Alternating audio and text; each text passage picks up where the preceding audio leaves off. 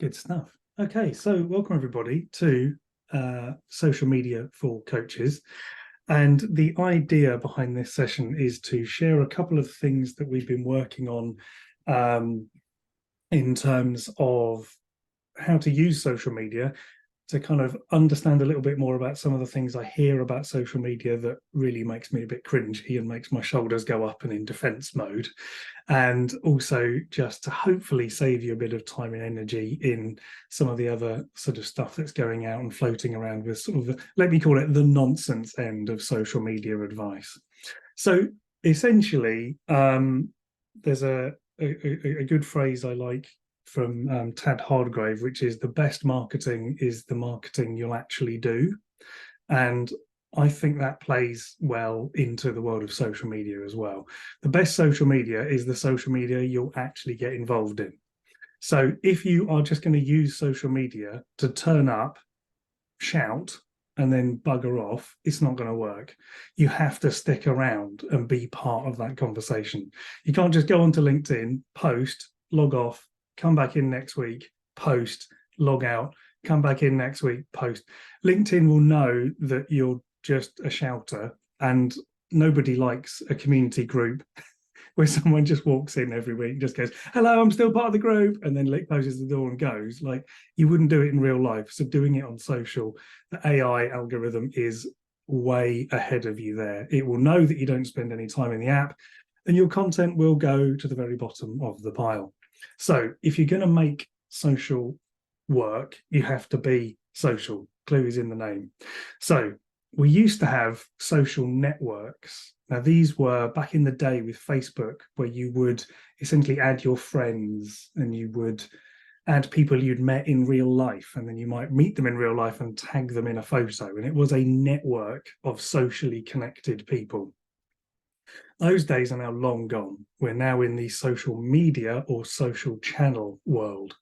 So the idea that you know these people or any affiliation with them in the real life is completely alien now. That doesn't exist. The idea of the social channel is to curate a channel in two ways.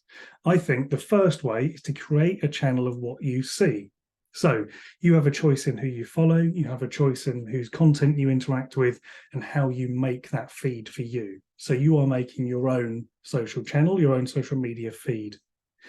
The other way that you can curate that is by what you put out. So what are you adding to that feed, that big pile of content that's going to get sorted and jumbled around for someone else to see? So in my mind, it doesn't really matter who is seeing that content.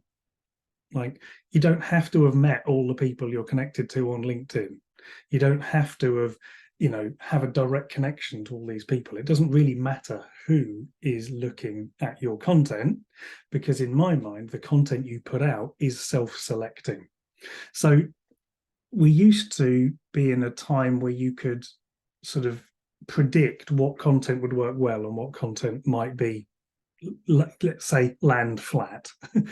And there are a lot of people out there who will still take your money and tell you what content is going to do well. However, what you'll quickly realize is they don't know what they're talking about, but they've got your money by that point. So what are you going to do about it? So let's avoid that by just accepting that there is no way of predicting it. The AI that is curating these feeds doesn't care who you are, doesn't care what the content's about, doesn't care if you used a keyword or if you put a hashtag in.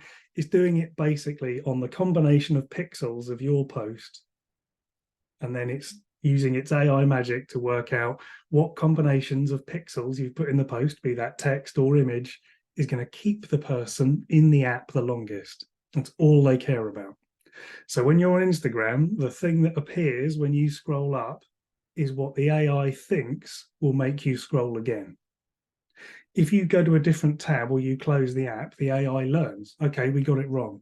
That didn't make Patty stay in the app. That made Patty go, I'm going to go and make a cup of tea. I've had enough of this Instagram for today. Thank you.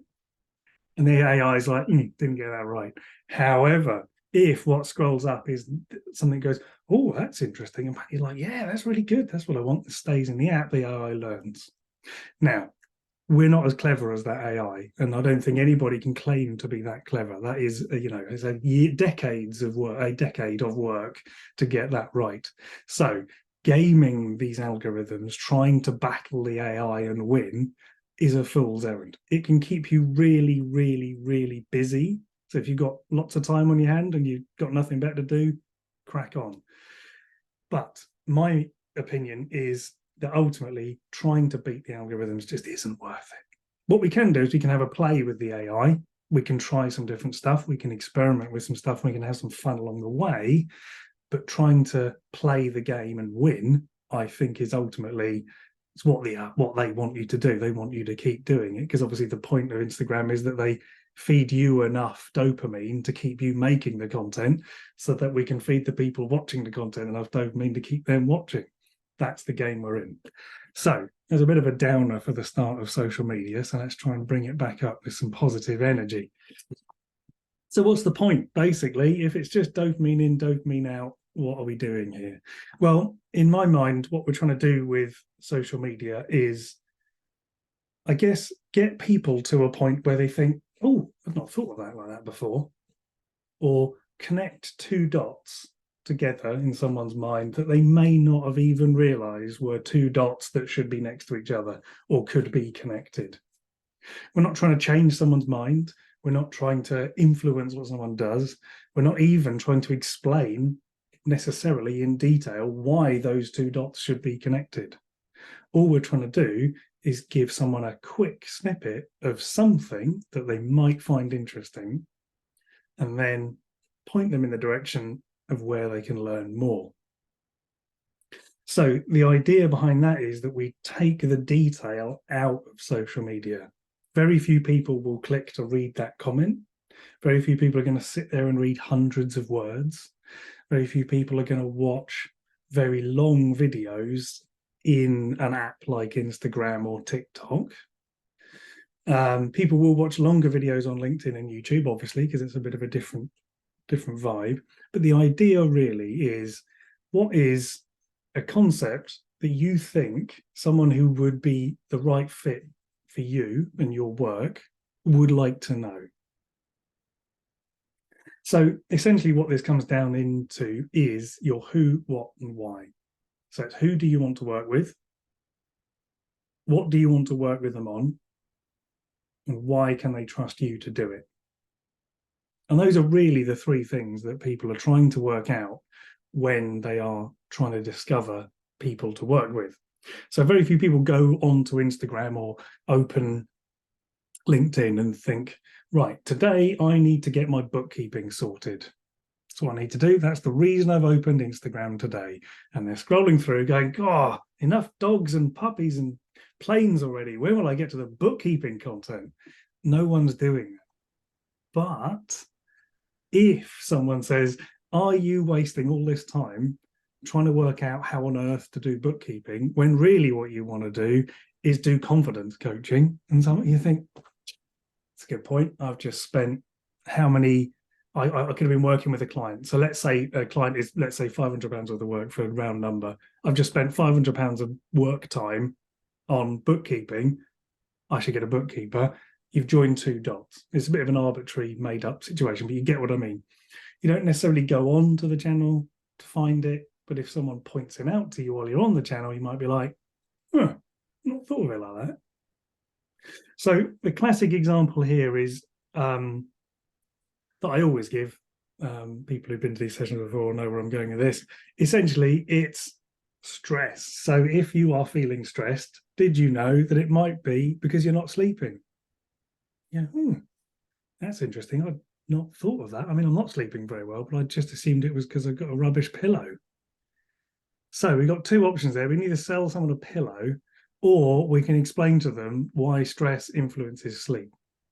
So that connection might be that someone has never made that. That's all you need to give them for that day.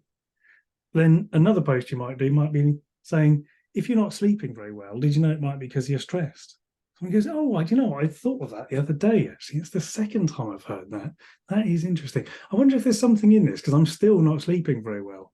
And then in that blog, if you say, I've written a whole blog about this and you can find it on my website, you put a link to it in your LinkedIn post, for example, or you say, I've made a whole video, which is 3 ways you can become less stressed before you go to sleep, let's say. You can point someone in that direction for more. So the idea here is that we're not trying to solve all the problems, get them from, I haven't thought of that before, to buying a £5,000 cohort training program. You know, we're not trying to do that in 100 words. What we're trying to do is just get someone to go, stop on the scroll, just scroll stoppers. That's all it is. We then move them to the next bit if it's right for them. And I think one of the key things of social media is to realize that actually most of the people who see your content, it's not for them. And that's okay. Not yet. It might be later on. They might not be at that stage yet. They might not be ready for that idea. They might be sleeping fine and stressed. And it may only be when they start to not sleep well that content resonates with them. They think, that's me. That's exactly people like me. So then, yeah, so that's the sort of basic concept, I think, around social media, is trying to take the emphasis off of the sell, to try and slow it down, and to accept that actually it takes a bit more time than perhaps we're used to with interactions with people to get people to join those dots. It does take time. So let's think about which way we can do this. So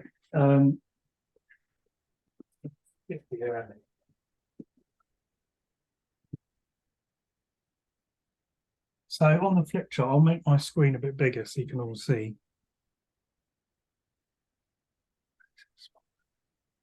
There we go.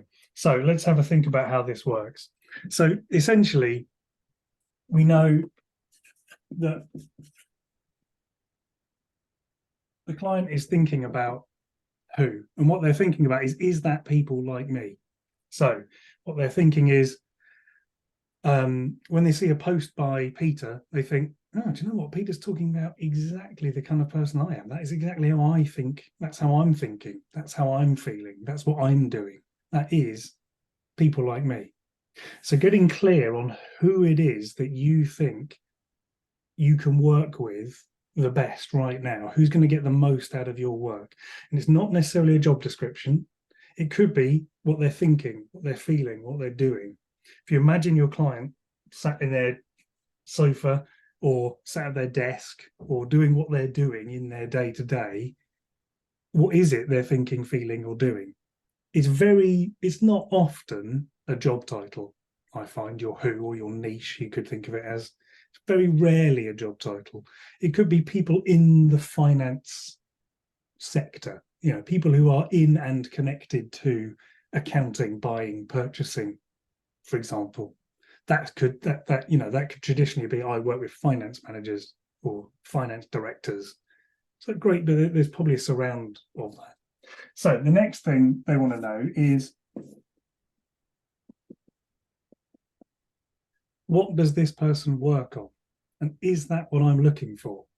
So if someone is thinking, well, okay, they say they work with people like me, and I think I need to get over here. So I'm here now, and I'm thinking, feeling, doing this, and they've identified that is where I am now, and I get that.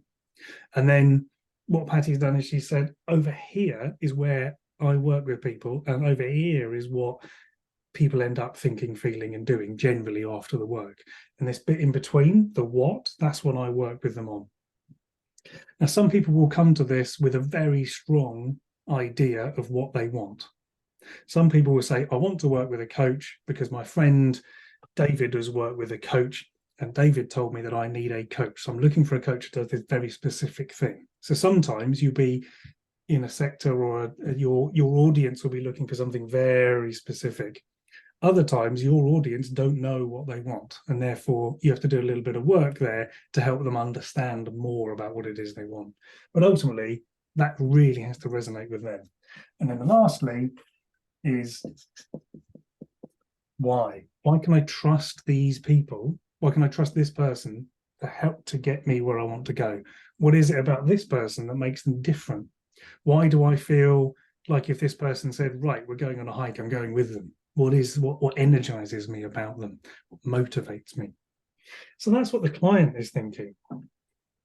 That's what's in the client's mind. And that is, when I talk about marketing, that's where we always start, from the client's perspective.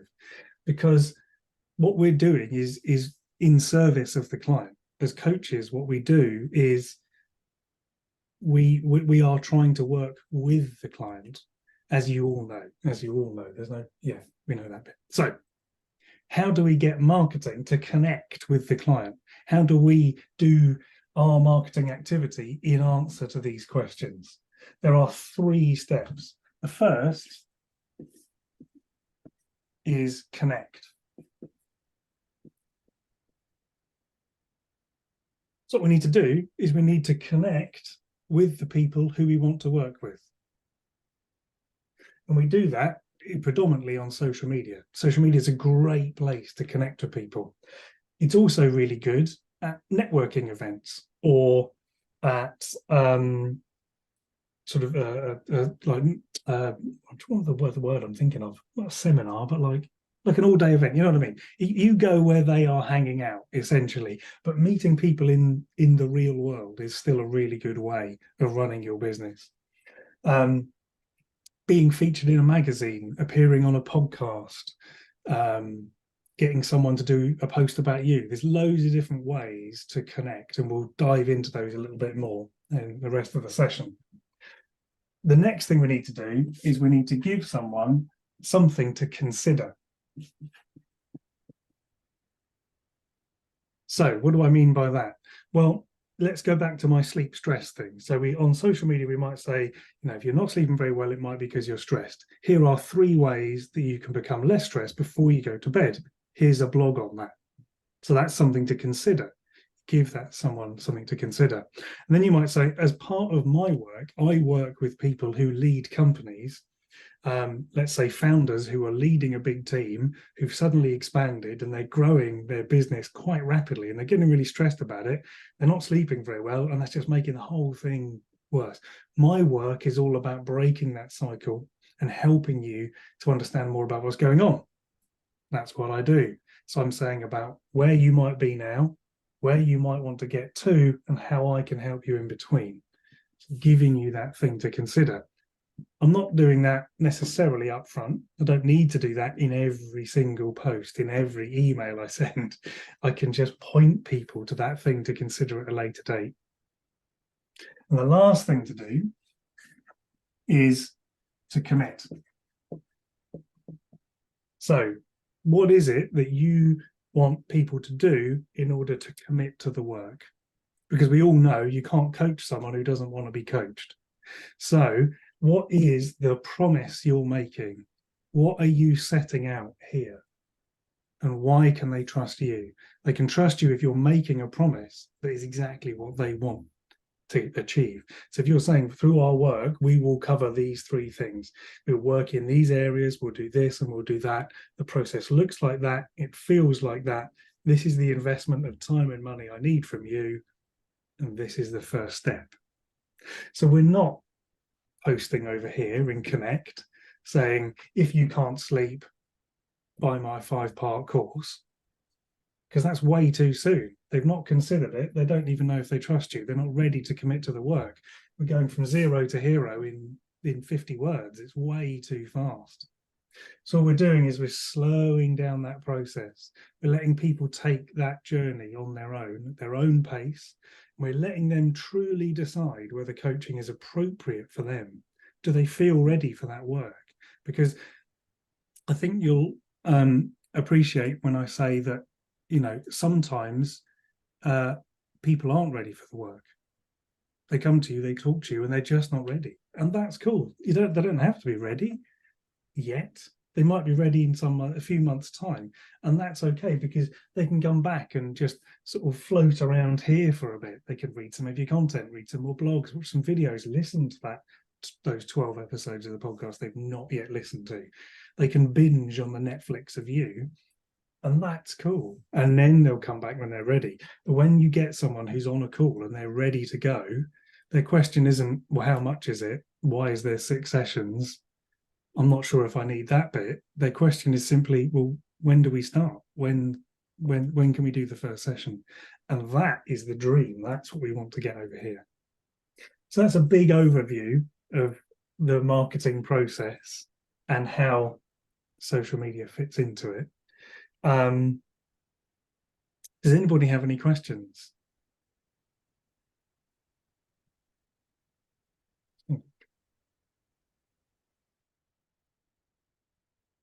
You can jump off mute if you do have a question, or feel free to post in the chat as well. Not a problem either way. So, Simon, I love the 3 Cs. Is there a recommended kind of timeline for this? I'm assuming this doesn't happen in the same session. This is like a longitudinal process that takes time and probably needs some patience from our point of view as well. What kind of timeframes are we looking at for this 3 steps? Do you mean from the client's perspective of going through it, or from our perspective, like it? If we were to kind of, let's say, design our marketing plan that involves the 3 steps. So, for example, you connect, you show up. What are the timeframes in between these 3 steps? So I would say, in terms of a sort of someone going through it, it can take, like, some people will be fairly ready when they read that first message. They may then get to your sort of explanation of your method or your work or of that principle, and they may just be ready to go. So someone could do that in half an hour if they wanted to. I think if someone is at that almost ready to go, like they know someone who's worked with a coach, they know what coaching is, they align exactly with what you're offering, they get the what, and they like you, then I think someone could do that very quickly. I think realistically, it would take anywhere between, I would say, probably 10 or 15 posts over here, maybe, to, I think, probably a year. If the work is deep work and it's really asking someone to unpack something they've been holding back for a while, then that could take a real commitment from someone. And so this process may take longer. This process might need a bit more work. It really depends on the work. There was a coach who joined our community who was working with people with PTSD, and the lead time for his work was huge, because it was, I mean that work was borderline therapy, really. Let's face it. But it was really, like, that's heavy lifting. That's not a light touch coaching work. Whereas someone who is, let's say, doing leadership coaching or something that's maybe, is still good, important work, but it's not at that, emotional level. It's more of a practical level. You may find that actually it takes generally a few months to go through. Does that answer your question, or were you thinking the other? Yeah, definitely. So it's basically like a funnel we're looking at. Yeah. And I think realistically you can expect on social, I mean, my advice is always that the first 50 posts you make intentionally on social are your warm-up. That's just you finding out what happens, seeing what lands. You'll get one maybe that will go woo and it will really take off. You'll get quite a few that will just go flat. You're like, I really liked that, and I got like 2 people message me or say like, oh, it was good. Whereas something else that you bash out in an afternoon, don't really think about, you'll find you get thousands of views on it, loads of watches, likes, comments, people are messaging, and you're like, where did that come from? Out of nowhere. But that 50 posts is just and then basically by the time you get to 50, you've stopped counting. So you sort of forget that you're even doing it, and then you're just like, oh yeah, I'm just one of those people who posts on social all the time.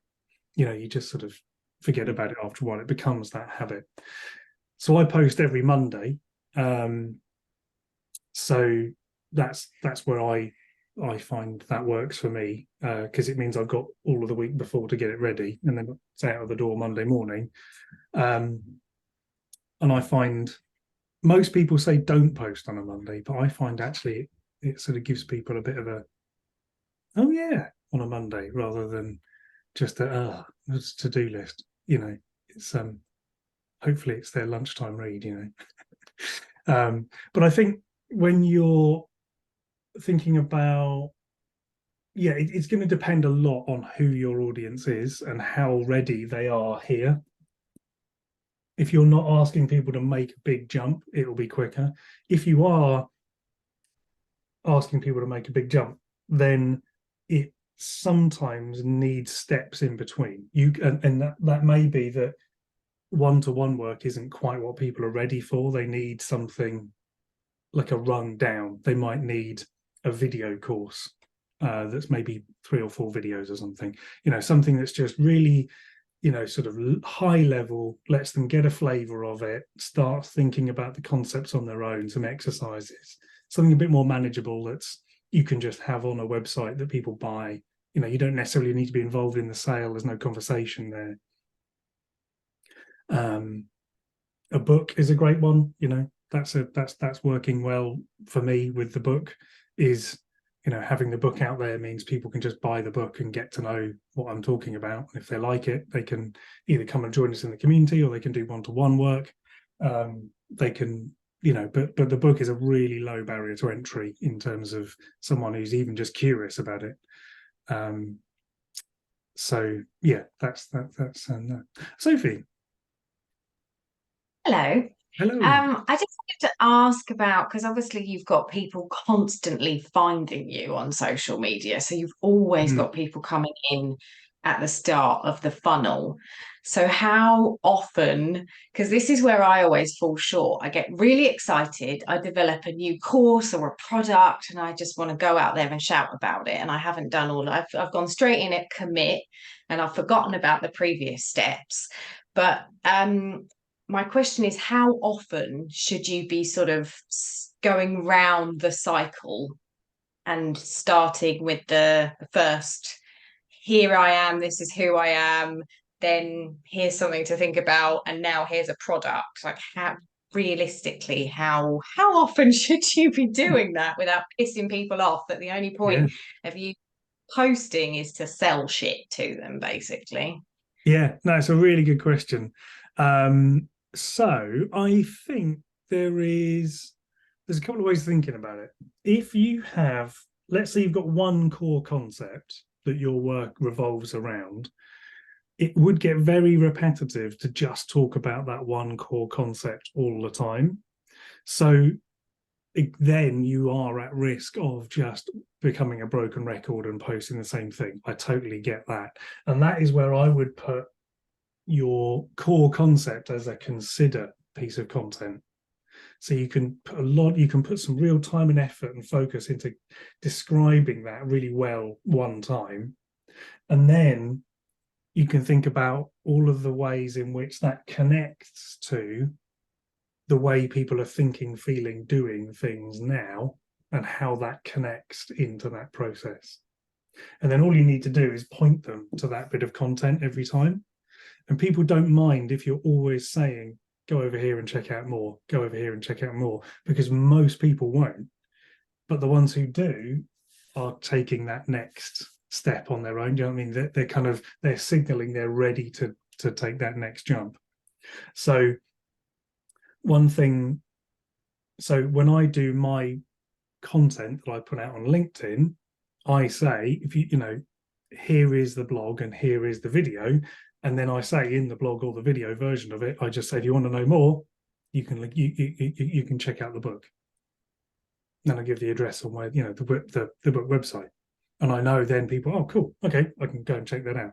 Now, if you don't have that, you could say, if you want to know more, I've written a really good article about this on my website. You can find it here, and that's all you need to do. And you can just say it in the video and just put it in the subtitles, or just have it on the screen as you say it.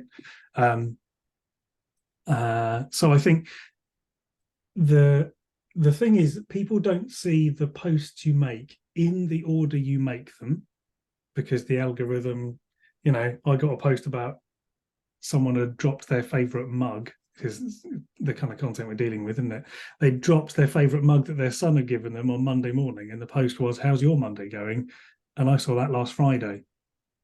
It's like, it still cycles round and round and round and round. And that post, actually, when I looked at it, was 2 weeks old. So it wasn't even the Monday from before, it was the Monday before that. So the point is that you can't define the order or the time at which someone will see those posts. So doing time-bound content, i.e. I'm doing a social media for coaches session next Tuesday, or next Wednesday even, needs to go out quite a long way in advance in order to still be in the cycle ahead of time. However, if you're talking about the same concept, the posts I make, even though the topic of them is different every time, they're always about how to do marketing more ethically. They often include who, what, and why as a concept in the middle of the post. They're often about, they might just be about who. They might be about making a product. They might be about building trust. They connect into this. All of the posts I do connect into this somehow. And I just say, if you want to learn more, I've made a video guide. And I've made like a 10-minute guide on my website on basically the 15 minutes I did on this at the beginning of this session. I have a video of me doing that on the website that you can watch. And there's a long guide for those who don't maybe digest information so well through video. There's a long written guide. So the idea is that I give people the opportunity to really deep dive when they get to that point of being ready for it. So I don't have to do all that on social. And it means I can be a bit more creative. I can be a bit more sort of, let's say, on the fringes of it being directly talking about it, and just say, you know, if that's what you're thinking, why don't you check out this? And then I can leave people to follow it, or just go, no, I'm just going to get on with my day, thanks. And then they do that. Good question, though. Thanks, Tony. Pooja. Hello.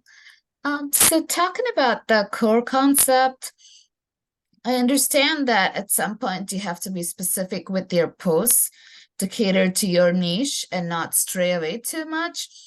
But like you were saying, if you're posting the same thing over and over again, people get, become sort of numb to it. So how much can you really sort of stray away from your core concept or the niche related post? And how much should you rein in your specifics? That's an interesting one. I'm going to use the classic get out of jail free and say it depends, but ultimately it depends. Your audience may be quite receptive to you sharing other content that isn't very related. They may like the fact you say, oh, I've gone to this seminar today, or I've just read this book, or other content that you see on social. Your audience might really appreciate that, and they get to know you, and they see that, you know, it's not just about this particular aspect of work. There is a you behind that. There are some areas of coaching where that feels less appropriate, or isn't as, or people don't respond to that as well. So I think it depends really on who your audience is and what it is that they're wanting from you. You know, if you are looking at how to communicate, for example, let's go with communication coaching or confidence coaching, then obviously there's a lot you can do there, because it's all about, well, here's me talking about this thing, and that thing could be anything really. It's just you putting yourself out there. Whereas if you're working with someone on a more sort of emotionally complex area of coaching, let's say, then actually talking about all this other stuff, people might be like, it just isn't, it's just not what I'm there for. And that's kind of why I said about the 50 posts. It's like, I would try some of that. I would try a mixture. You know, if you're going to a seminar, try posting about it. If you go to a networking event, post about it. You know, it was Brighton Pride here at the weekend that I marched in, so I just did a post on LinkedIn about marching in Brighton Pride. You know, there's nothing necessarily about marketing in that post, but it I think it's relevant to the audience. I think it's, you know, relevant to the community of people I'm connected with, especially in Brighton, and I think that works. It works for me. So I think you have to sort of try it out almost, and experiment a little bit with the kind of content that people resonate with. There's another coach I spoke to, I met up with for a coffee yesterday, called Paul McCauley, and he does a lot of really creative videos. They're really, really good fun. I'll put a link under the replay to his channel, because it's really good. And there's a lot of time and effort goes into those videos, but they're really funny. They're kind of, they're very light-hearted. They're quite tongue-in-cheek. You know, he's doing lots of different camera angles. He writes them all out. They're like little plays almost. They're really good fun. Anyway, I'll post them to you. I'm sort of doing a discredit to Jim trying to describe them. But my point being, he is a creativity coach. He works with people to help them unlock creativity. So obviously, from his point of view, those videos need to be quite creative. However, for some people, if you were doing that about finance, or I'm trying to think of something that, or insurance, you know, your audience might just be like, this is not for me. I'm just not at that level yet. But then again, maybe your audience are the people who are stuck in insurance and want to do something else, and maybe your videos are the breath of fresh air they've been waiting for. Do you see what I mean? You kind of, once you understand really about your who, like what are they thinking, feeling, doing, and what are they looking for, you can kind of make that, you can respond to that, I guess, with your content. Virginia. Hiya, thanks. I have kind of a number of kind of network groups who I, want to post out to. I've clearly got my niche who I want to reach out to. But what I've done some investigation. There is a variety of different in terms of numbers, followers, etc. And not necessarily, that doesn't mean that there are loads of people who make a comment. Invariably, I've found, someone's got 7.8k followers and there's 2 comments on there. So how do you almost second guess where you're going to get the best response, or can you not do that? Yes, I think you've hit upon a very interesting point there. And that is that the number of people who you have as followers ultimately doesn't make any difference to the reach of your content. You could have 4 followers and you could get thousands, maybe even tens of thousands of views on a bit of content. You could have 1 million followers and have 100 views on your content. It's all to do with what the AI thinks is going to work, and it uses a lot of signals to promote that content and push it out as it spreads. How that works, nobody really knows, but sometimes it does just work. So the number of followers is more of a vanity metric for the account owner, and it's a kind of status badge to say, I've got this many followers. However, if you want 1 million followers, they're about $30. You can just buy them. Just type in Instagram followers, they're about $30 for 1 million. So if that makes the difference, I'm not saying you do there, Virginia, that's a more of a flippant statement, just generally, like, people can game that system. Like, if you want to become a person with that many followers, you can do it. What you can't get is the comments, and I think that's what you've really interestingly unpacked there. Because when brands are looking at who they're going to partner with or who they want to collaborate with, what they're looking at is interactions. They're looking at likes and comments. Followers doesn't make any difference, because, as I say, you can buy that.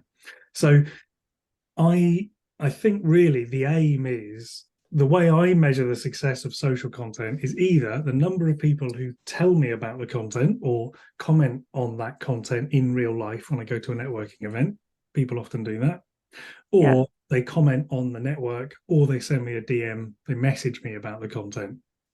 So if I post a video and it gets lots of views and no comments, I'm always slightly suspicious of that, because I'm a bit like, that's interesting. What was that? What was missing from that? Sometimes I'll get a piece of content that has, half the number of views than it normally does, but it gets loads of comments. It's like, oh, that's interesting. So for me, it's about how many conversations are started, and are they the conversations with the kind of people who I think would benefit from the work, or are they just comments from people going like, yeah, well done, high five?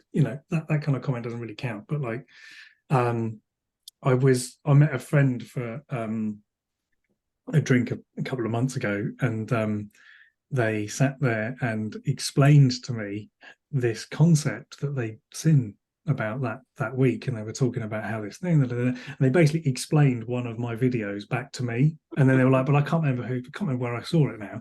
And I didn't say that was the video I posted 2 days ago on LinkedIn, but it was fascinating to see someone who'd got that concept, unpacked it in their mind, and then brought it up in conversation. I was like, that is where your content's working, especially as coaches. the ultimate compliment you can have is to hear someone explaining something you've explained to them to someone else. It's brilliant. And I think it sort of follows on from that thought, that kind of mindset of your brand is what people say about you when you're not in the room. Okay. And I think your content is what people say about what they've learned from you when you're not there. So it really is just fostering conversation, because if people can feel confident enough, or let's say comfortable enough, to talk about it with someone else, they are progressing through their journey to become ready for that work. So it's not as sort of socially rewarding, shall we say, not relying on the followers and the likes, but I think using those as a barometer is a really interesting way of going, okay, this concept, people seem to like that. How can I reframe that? How can I repurpose that? Do I have a client story I can share there? Do I have, and just pull at that thread. If that's going, just keep pulling it and just follow that along. I guess is the response there, yeah. Sarah. Hiya. I just wondered, I get bombarded, and I'm sure I'm not the only one, with people contacting me on my social media, telling me that they can really help me to get loads more, followers, lots more likes, lots more business. And I ignore them all because I just think they want money, and they're also snake oil salespeople in my eyes. But there is a little bit of me that thinks, am I doing that a disservice? Is by working with one of these people going to enhance my profile, bring me in further clients? And I'm just interested to know your view on that, because at the moment my path is, I'm on that, I'm just not interested. I'm going to try and do it the way you're describing, and what I'm getting from being part of BBB, etc. But do you have a view about that, Simon? Yes, and I think you're doing exactly the right thing. I've yet to meet someone who, through Instagram DMs, has ever delivered on a promise they're making. They could be like, we'll send a free puppy to every person who likes your Instagram posts, and you'd be like, fine, it's as reasonable as what they're promising. So I think your way of being suspicious, or your inclination of being suspicious there, is absolutely bang on. It is snake oil in the sense that, so as a marketing agency who deliver SEO services, we still get people call up our business and try and sell us SEO services. It's amazing. We're Google Ads certified, so we run big Google Ads campaigns for companies. We still get people call up and ask if they can do Google Ads for us. It's not researched, it's not targeted. They use bots to inject your name. They're now doing really clever ones, which they use ChatGPT to read one of your posts, summarize it into a sentence, and then send you a message, and it will say, hey Sarah, I really liked your post on the way you said summary of post here was really interesting. I can help you. And it just sounds like it's been read. It's like the people who are always cleaning gutters on your street, It's just, what are the chances? It's the same thing. And I think you really correctly identified that they're not, then it's not personal. They can't really help. And the reason they can't help is because coaching doesn't work like that. If you were selling water bottles or yoga mats, they'd probably help you shift loads of them because it's an easy sell, isn't it? But to try and get someone to be ready for coaching, you can't do that with LinkedIn DMs. You know what I mean? It's just not going to happen. You just aren't going to nurture that relationship. It's just not ethical for a start to try and tell people that they need coaching. So I think, yeah, that's my sort of view on those sorts of services. I do, however, think that there is something to be said for collaboration.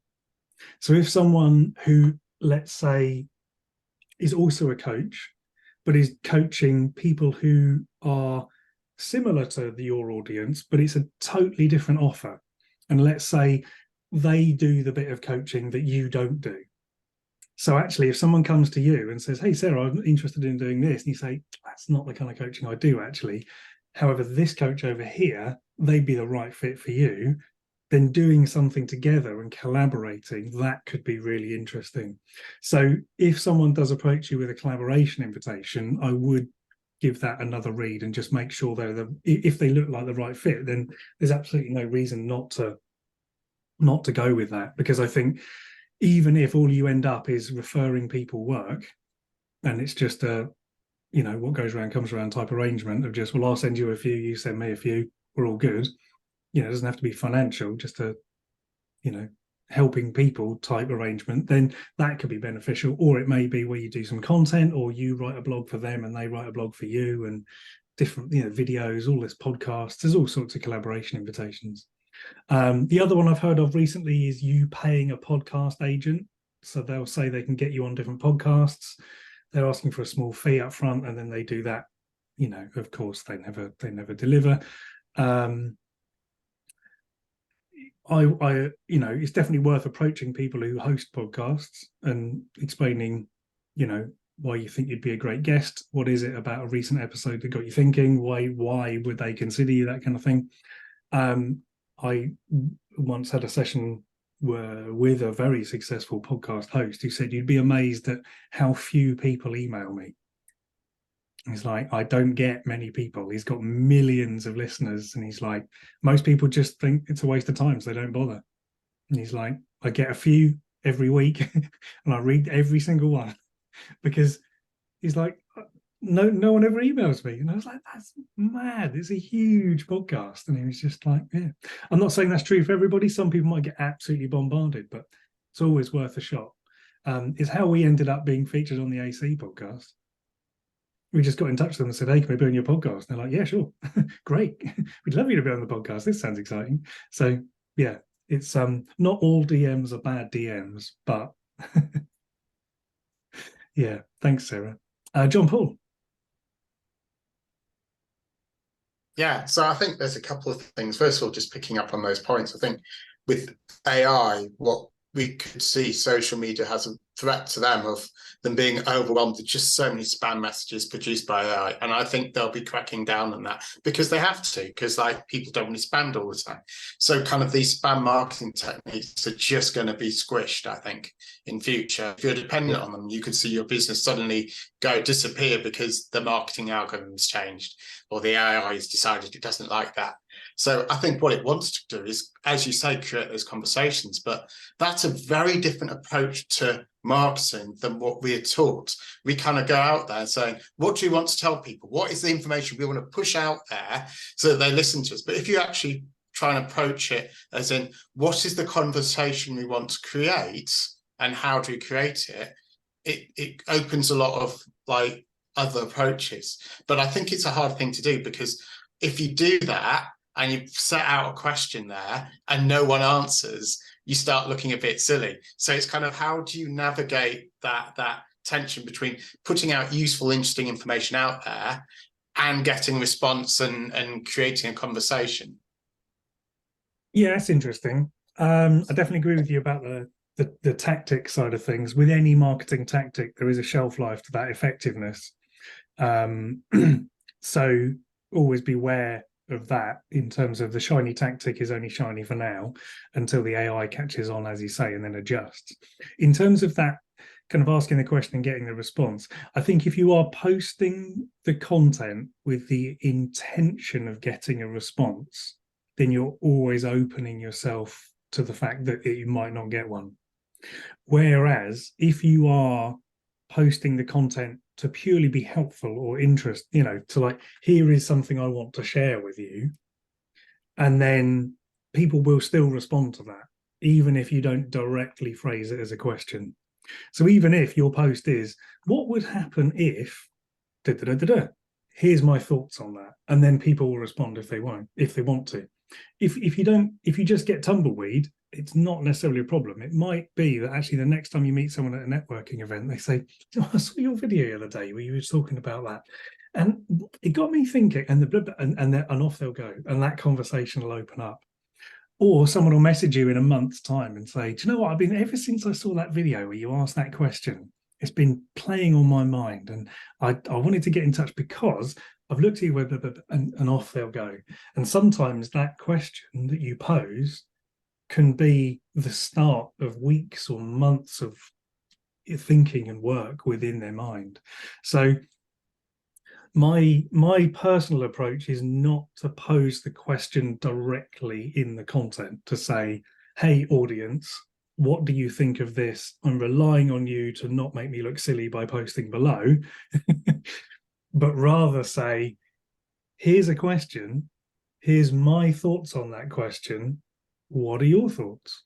And then if you get some comments, roll with that. But if not, don't necessarily think that no one's thinking about it, because it may just be you've got some people in your audience who are slower thinkers, ponderers there, you know, take their time and, you know, work on things at a different pace, and they may come back to you a lot later on. There was a talk at last year's summer camp, the Happy Startup School summer camp, by Peter, second name escapes me, all about, you know, making room for people who are thinking maybe slightly slower paced, or people who need time to consider. And it's really stuck with me, that concept. And it really helps on social as well, because once you get used to the fact that there's social is fast, but not everybody on social reacts to it fast, actually that sort of slower time scale and that longer thinking can be really good to embrace.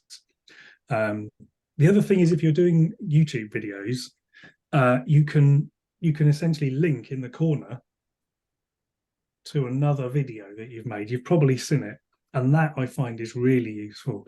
So you can say, in a previous video I made about, and just sort of about this question, and then what I find is actually quite a few of my videos, people click on that because that's the question they've got right now. So you can kind of start to link longer concepts together by making more videos and playlists on topics and things like that. And that can help with people thinking about those questions, you know. So yeah, don't necessarily worry too much about that immediate response, but more, yeah, just try and inspire maybe a longer thinking one. Okay, we'll do Peter's question and then we'll wrap up. What have you got for us, Peter? Yeah, hi. Sorry, it took me a while to find the raised hands thing. That's all good. Yeah, the 3 C's journey that you're going on. Of course, you don't know where your audience are on that journey. Some of them may be looking at you for the first time. Some may have read everything you've written. So I suppose my approach has been to try and do all 3 at the same time. So, you know, you'd put something with a blog post underneath it, and then saying, contact me if you want anything.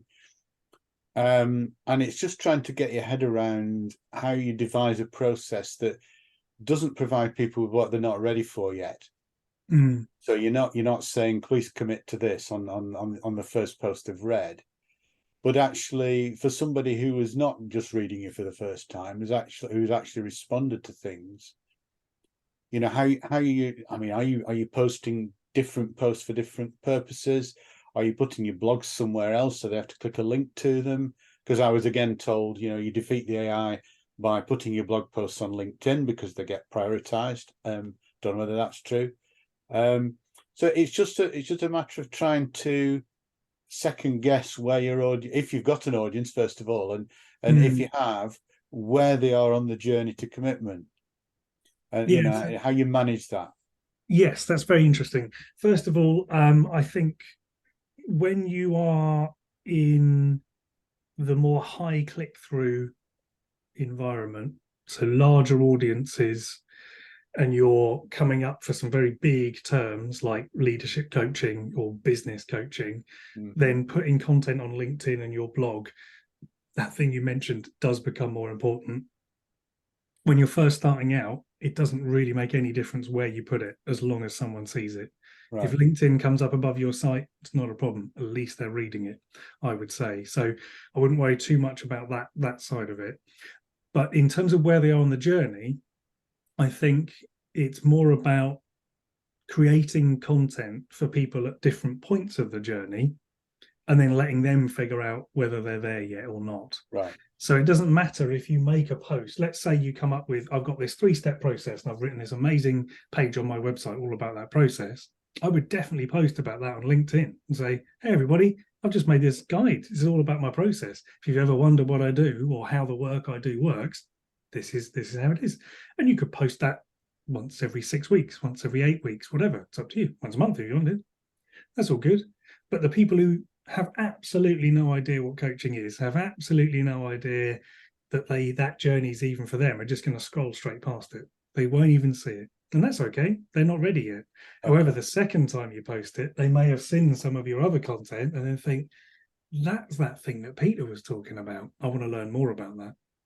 So you don't necessarily have to deliver the journey in order or try and guess where the people are right now. My thoughts are throw the content out for people at different stages. This is what's happening. This is where I'm going. Lots of different content, mix it all up and just let the AI and people's own attention and sort of thought process, let them tell you where they are in the journey, essentially. So when you say mix the content, are you doing separate content for each C, or do your C's overlap within a particular content? So, for example, the commit, I don't do any content around commit. That's right. just on my website. That's okay. Just that if you want to talk about one-to-one work, here's the form. Yeah. No, I do you know what? I don't actually talk about one-to-one work on social at all, because I'm just like it isn't. I'm not going to get anybody come to me and go, oh, well, I didn't know you did one-to-ones. If someone gets to the book website or they get to my blog and they like what I'm talking about, and then they see that I do one-to-ones, they might be like, right, yeah, I mean, okay. But for me, they're not going to jump. No one's going to jump from. I mean, maybe I should do a LinkedIn post saying I do one-to-one work. Maybe I'm missing a trick. But the point being, I think, yeah, I would do a post on that, a post on that, a post on that. But I think very quickly, if you do too many posts on commit, it's going to become quite repetitive. So I would ease off on that and focus more on that very first section.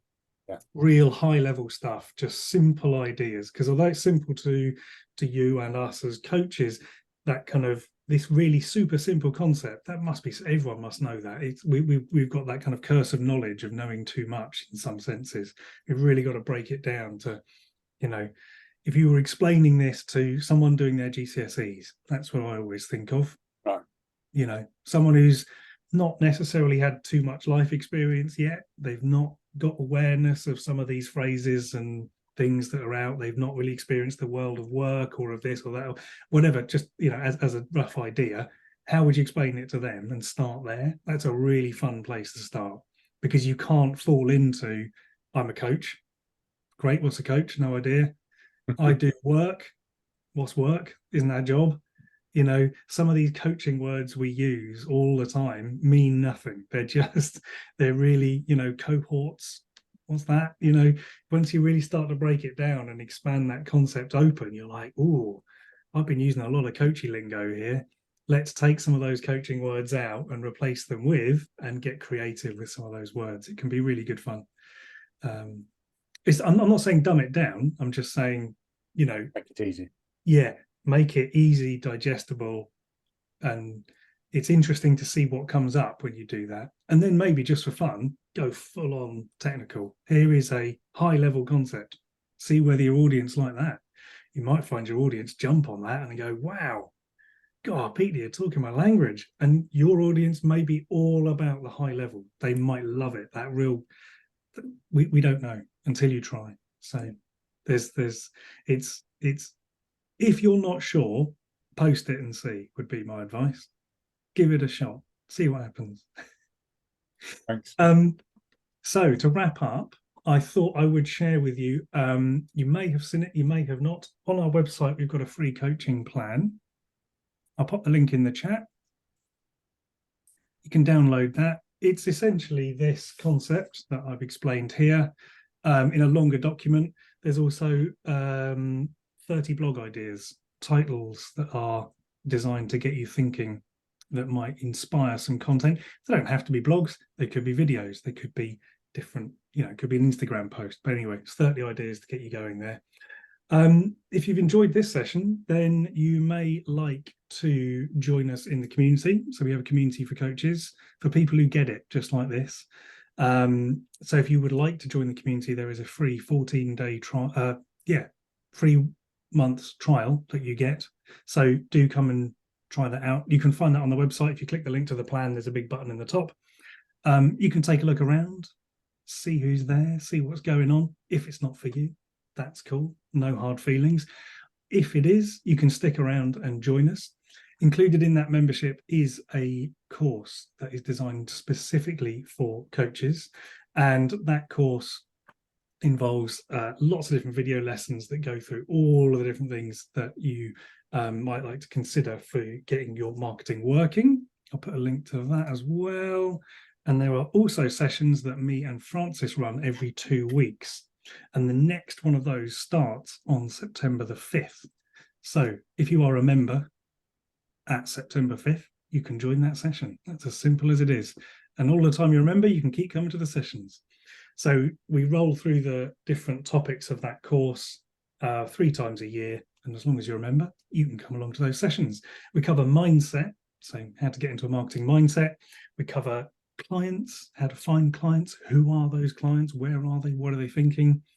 Story, how to tell your story. How does that story unfold for you? What does that mean to the client? We look at how to create a coaching product. Do you need to create this? Do you need to create that? What product is right for you? We look at content, how to make content. So very similar to what this session's been all about. And journey, how to stitch all of this together into your client's journey. And then there's a bonus session, which is how to turn that all into a marketing plan. So those 2 things to consider there. The replay for this is going to go on our LinkedIn page. So if you don't follow us on LinkedIn, then pop us a follow and you'll see the content. Links in the chat there. It'll also be posted in the replays section in the community, where there's the replays of all of our sessions to check out. So hello to you if you're watching this on the replay in the BBB community. And do I have anything else to tell you about? I think that's about it. As I say, if you've got any questions that come up over the next week or so, anytime really, just drop me a message on LinkedIn. Always happy to talk about marketing. So yeah, thank you very much for joining, everybody. It's been really good fun. That hour's flown by, hasn't it?